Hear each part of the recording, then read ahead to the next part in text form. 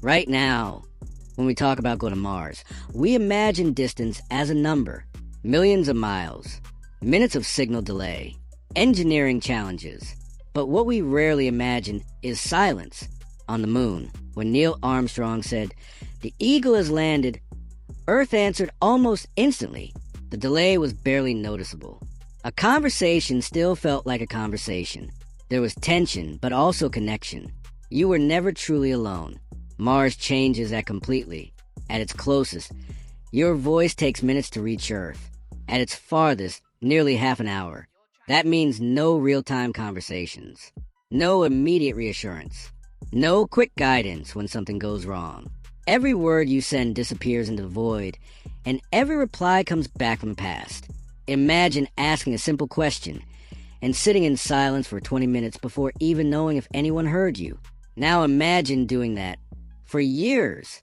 This is a part of Mars that doesn't fit into headlines or mission timelines.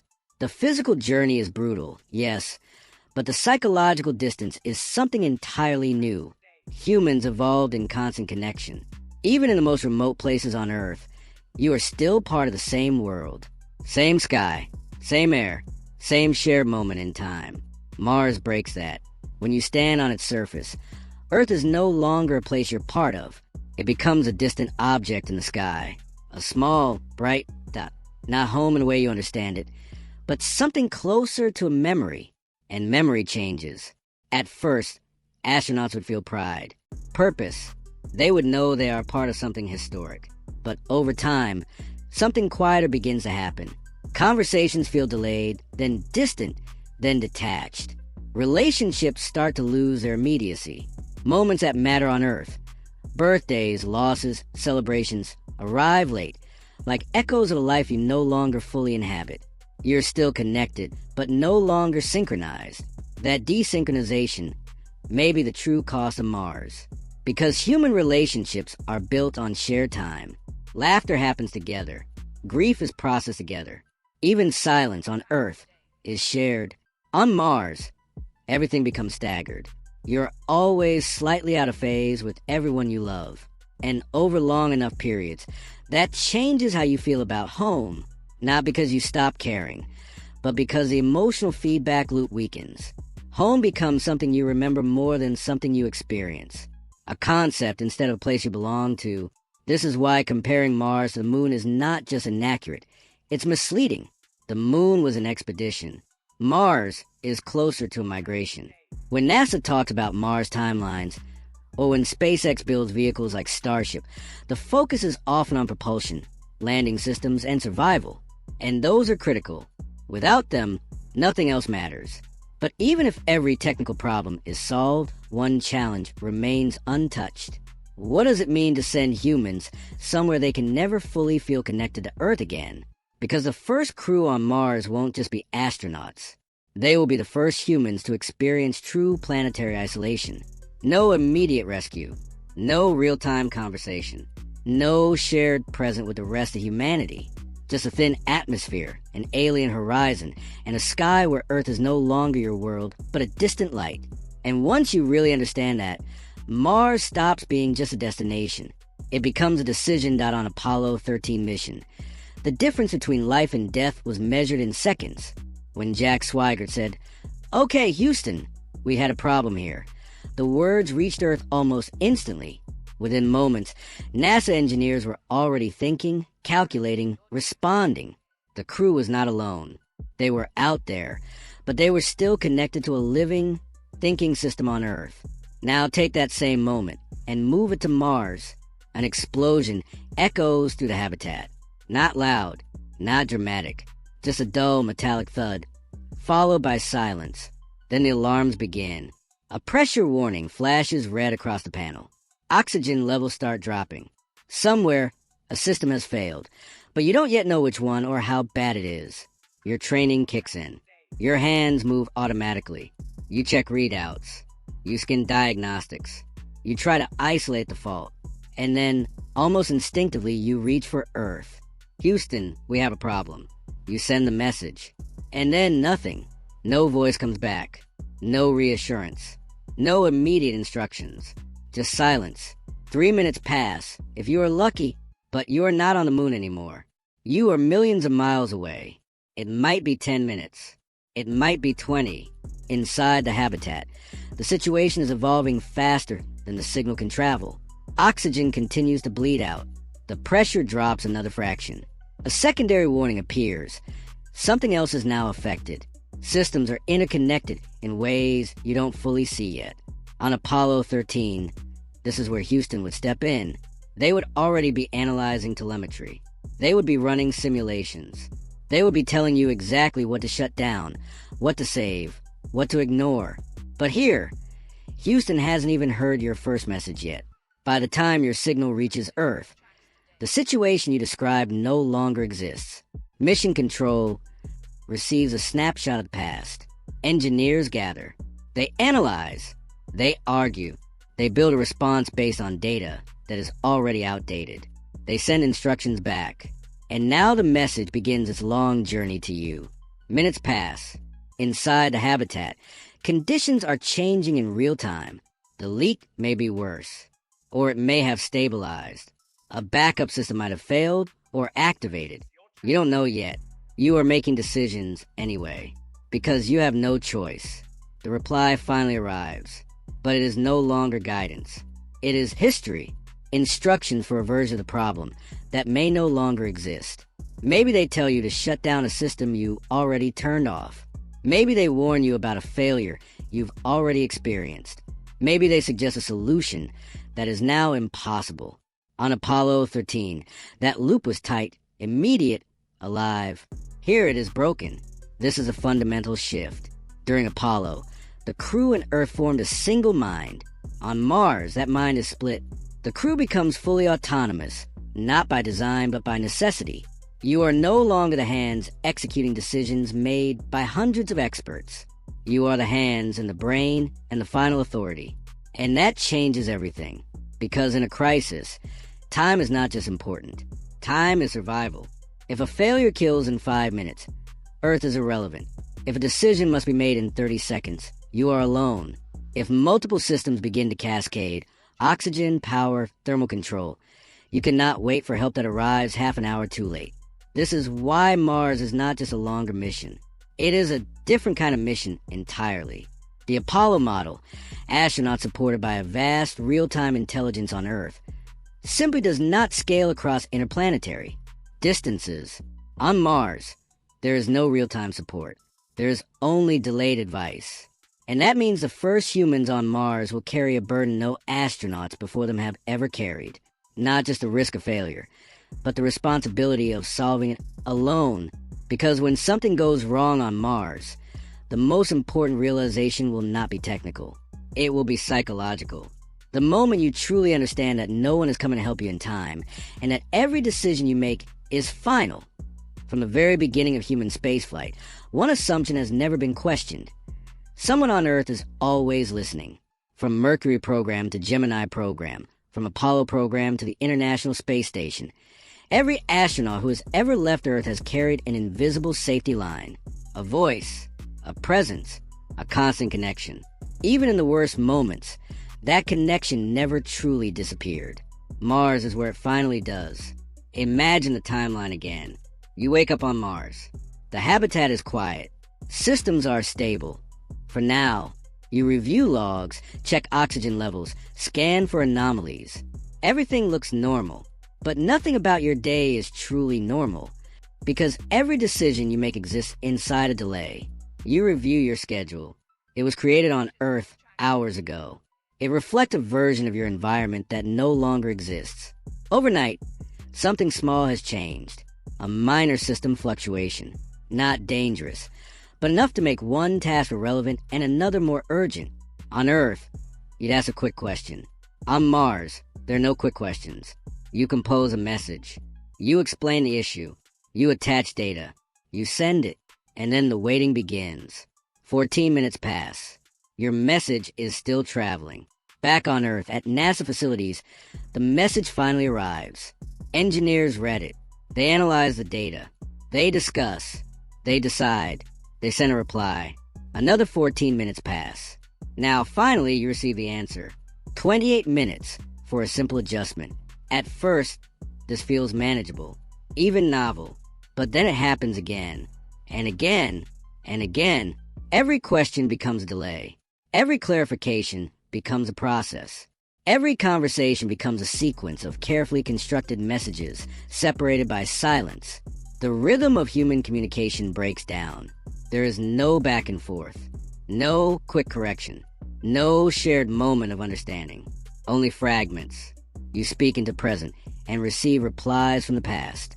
Over time, something subtle begins to shift. You stop asking small questions, not because they don't matter, but because they cost too much time. You begin making decisions on your own, at first cautiously, then routinely, then automatically. This is not rebellion. It is adaptation. Because waiting half an hour for approval, dozens of times a day for years, is not sustainable. So the crew evolves. They act first.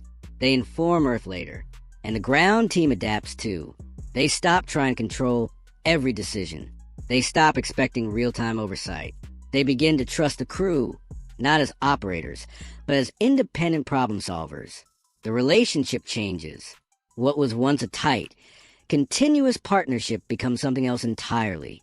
Not collaboration, correspondence.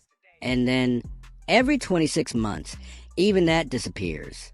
During solar conjunction, the sun moves directly between Earth and Mars.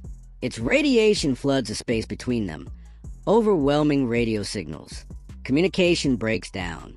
Not delayed, not degraded. Gone. For 2 to 3 weeks, nothing gets through. No messages, no telemetry, no guidance, no confirmation that anyone is even alive. On Earth, mission control waits. On Mars, the crew continues. This has never happened before. Not once. Every mission in history, every astronaut, every orbit, every landing, has existed within a safety net of communication. Even if delayed by seconds, even if briefly interrupted, the connection was always there. Mars removes that safety net completely. Now imagine the psychological weight of that reality. Not during an emergency, but during an ordinary day. You wake up knowing that at any moment, something could go wrong, and there will be no one to call, no voice to guide you, no expert to catch your mistake, no confirmation that help is even on the way, because help is not on the way, not in time. This is a quiet truth behind Mars. The danger is not just the distance, it is the disconnection. And over time, that disconnection does something profound. It changes how you see Earth. At first, Earth is home, then it becomes distant, then delayed, then silent, and eventually, it becomes something you remember more than something you belong to. From the beginning of human spaceflight, one invisible assumption has always been there. Someone is listening. From the Mercury program to Gemini program to Apollo program, and even today aboard the International Space Station, astronauts have never truly been alone. There was always a voice, always a response, always a connection that made space feel survivable. Mars is where that assumption breaks. The public still imagines a mission to Mars as a larger version of Apollo. Go, land, explore, come home. A longer journey, but the same story. But that story does not survive contact with reality. The moon was an expedition. Mars is a commitment. A real Mars mission is not a week. It is not even months. It is years. Roughly 9 months to get there. Over 500 days waiting on the surface. Another 9 months to return. Close to 3 years minimum. And somewhere along that outbound trajectory, something changes. You pass a point where turning back is no longer possible. Not difficult. Not risky. Impossible. This is not a limitation of technology. It is the law of orbits. The moment you commit to the transfer, you are locked into a path written by gravity itself. The planets will not realign for you. They will not speed up because of an emergency. They do not care. And that means something we are not used to admitting. There is no rescue. If something goes wrong on Mars, during transit, during the surface stay, during those long months waiting for Earth and Mars to align again, no ship is coming. No emergency launch. No interception. No last-minute save. Only the systems you brought and the people beside you. This alone would make Mars different, but it is not the deepest difference. The deeper change is quieter. It lives inside time. On Earth, conversation is instant. You speak, and someone hears you. Even a slight delay, a fraction of a second on a bad connection, feels wrong. The rhythm breaks. You talk over each other. The flow disappears. Now stretch that delay to minutes. At maximum distance, communication between Earth and Mars takes about 22 minutes one way, 44 minutes for a single exchange. You speak, and nearly an hour later, you hear the reply. That is not conversation. That is correspondence. You begin to adapt. You think more before speaking. You structure your messages carefully. You anticipate misunderstandings because you cannot correct them in real time. Every sentence becomes deliberate. Every word carries weight. But something else happens too. Something you don't notice at first. You stop feeling heard. Not because people on Earth aren't listening, but because they are always behind you, always responding to a version of your reality that no longer exists. You describe a problem. By the time they answer, the problem has changed. You share a moment. By the time they react, the feeling has passed. You are living in the present. They are living in your past. Over time, that gap grows, not in distance, but in experience. This is the hidden cost of Mars. Not just isolation, but desynchronization. Because human beings are not just social, we are simultaneous. We laugh together. We react together. We exist in the same moment. Mars breaks that shared moment. And when that shared moment disappears, something fundamental shifts. Home begins to change. At first, Earth is everything. Then it becomes distant. Then delayed. Then out of phase. Birthdays arrive late. Voices feel archived. Conversations feel like reading replies to a message you sent yesterday. You are still connected, but you are no longer together. This is why Mars is not the next step in a familiar journey. It is a break from everything that came before. Explorers in the past could turn back. Sailors could change course. Astronauts could abort. Even in disaster, like Apollo 13 mission, there was still a lifeline, real-time support, a shared mind between space and Earth. Mars removes that lifeline. What replaces it is something entirely new: autonomy, silence, and the realization that distance is not just measured in miles, but in moments you can no longer share. The first humans to go to Mars will not just travel farther than anyone before them. They will cross a boundary where communication becomes delay, where help becomes advice, where presence becomes memory. And once you cross that boundary, home is no longer a place you can reach in real time. Human communication is built on something so fast we barely notice it: response. You speak. Someone hears you. They answer. That loop, measured in fractions of a second, is the foundation of how we think, decide, trust, and connect. It is the invisible structure behind teamwork, relationships, and survival itself. And when that loop breaks, everything changes. Research conducted for NASA has shown this clearly.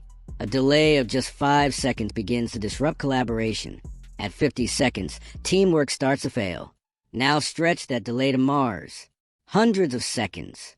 Sometimes more than 1,000. At that point, you are no longer collaborating. You are operating alone. This is the second fracture in the Apollo comparison. During missions like Apollo 13 mission, astronauts were never isolated decision makers. They were part of a larger system. The crew acted, but Earth thought with them. When something went wrong, that system came alive instantly. Telemetry streamed in. Engineers analyzed in real time.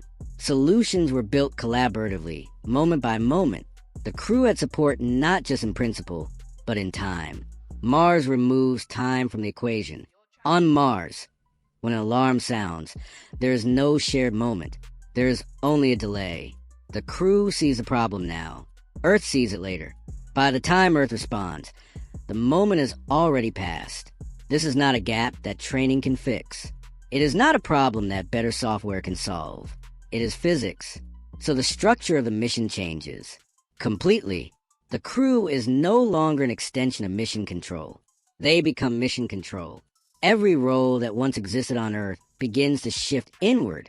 Engineer, flight director, doctor, psychologist, all of it collapses into the people inside that habitat, not because they are better, but because they are the only ones present when it matters.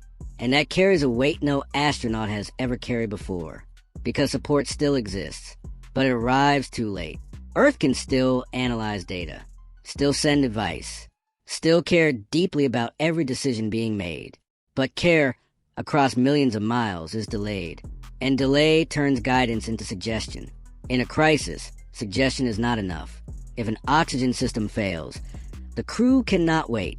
If pressure drops, they cannot pause. If a medical emergency unfolds, there is no consultation in real time. They act, or they don't survive. This is what makes Mars fundamentally different from every environment humans have ever explored. Even the most extreme places on Earth still allow connection. Antarctic crews can call home. Submarines can transmit. Ships can send distress signals and expect rescue. There's always a chain that leads back to help.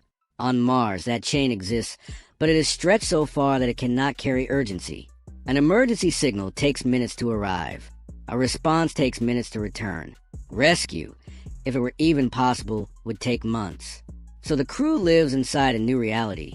Help exists, but not in time.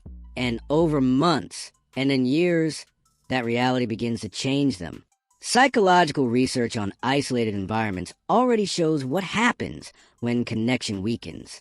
In Antarctic stations, crews experience irritability, sleep disruption, cognitive slowing, relationship strain, motivation drops. A pattern known as a third quarter phenomenon emerges, a decline in morale as the mission drags on. And that's on Earth, with real-time communication, with the knowledge that home is still reachable. Now remove that immediacy. Add constant delay.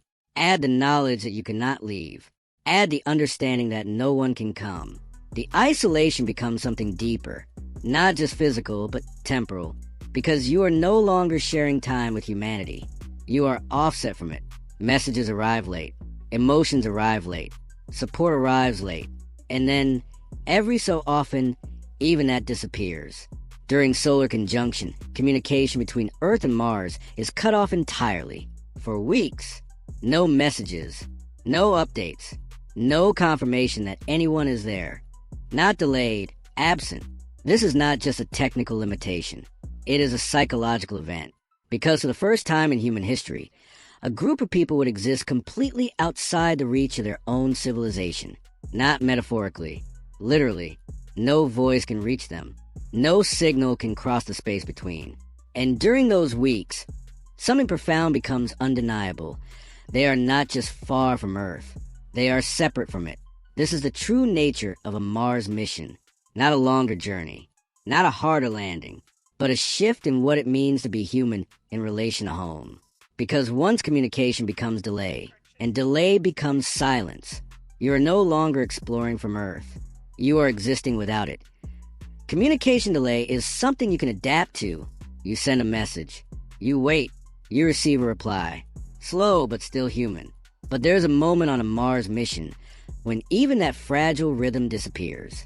During solar conjunction, the sun moves directly between Earth and Mars. Its radiation overwhelms radio signals, scattering them into noise. For roughly 2 to 3 weeks, nothing gets through. No messages. No updates. No confirmation that anyone is listening. This is not delay. This is silence. And it does not happen at the beginning of the mission, when excitement is still high and everything feels new. It happens later, when routines have formed, when the novelty has faded, when isolation is no longer a concept, but a condition. The crew knows it's temporary. They understand the physics. They've trained for it. But understanding something and feeling it are not the same, because during those weeks, something fundamental disappears. Connection. Imagine a medical emergency. A crew member begins showing symptoms, subtle at first, irregular heartbeat, unexplained pain, moments of confusion. The crew's medical officer runs tests, gathers data, prepares a report for Earth. Under normal conditions, that report would reach specialists within minutes. Experts would analyze it. Guidance would come back. But now, the signal never leaves. The message is written and goes nowhere. There is no consultation, no second opinion, no expert voice saying, do this. Only the crew. They must diagnose. They must decide. They must act. And whatever happens next, recovery or loss, unfolds entirely within that isolated space, unseen and unsupported by the civilization that sent them there. This is not an unlikely scenario. It is a logical outcome of distance, because the communication wall does not just affect emergencies. It reshapes every ordinary moment. On the International Space Station, astronauts can call home. They can laugh with their families in real time. They can watch events unfold as they happen. Those connections are not luxuries. They are lifelines. On Mars, those lifelines change form. You can record a message for someone you love. It will arrive minutes later. They will reply. You will see their response minutes after that. What was once a conversation becomes an exchange of recordings, a sequence of moments that never actually meet. You cannot hear laughter as it happens. You cannot respond to a tone of voice. You cannot share silence. Presence disappears. At first, it feels strange. Then it feels normal. Then it begins to feel distant. Over time, the connection to Earth does not break all at once. It fades. Life continues on Earth. Seasons change. People move on. Events happen without you. And you learn about them later. Always later. You become an observer of your own world. This is not the sharp stress of an emergency. It is something quieter, more persistent, a slow separation. Because human connection is not just about information. It is about shared time. And on Mars, you no longer share time with Earth. That loss seeps into everything. Every message carries a delay. Every interaction feels slightly incomplete. Every day reinforces the same realization. You are no longer part of the moment happening back home. And while this is unfolding psychologically, something equally important is happening operationally. The entire design philosophy of human spaceflight begins to change. For 60 years, missions have relied on real-time support. At NASA control centers, engineers monitor systems continuously. They update software. They adjust trajectories. They guide astronauts step by step through complex procedures. The spacecraft and the ground operate as one system. On Mars, that system breaks apart. There is no real-time oversight, no immediate intervention, no live correction. Every system must function independently. Every procedure must assume the crew is alone. Every contingency must be survivable without Earth. Because when something happens, Earth will always be late. And sometimes, Earth will not be there at all. This is a reality that hides beneath the idea of Mars as the next step. It is not just a destination. It is a separation. A place where communication becomes delay, delay becomes silence, and silence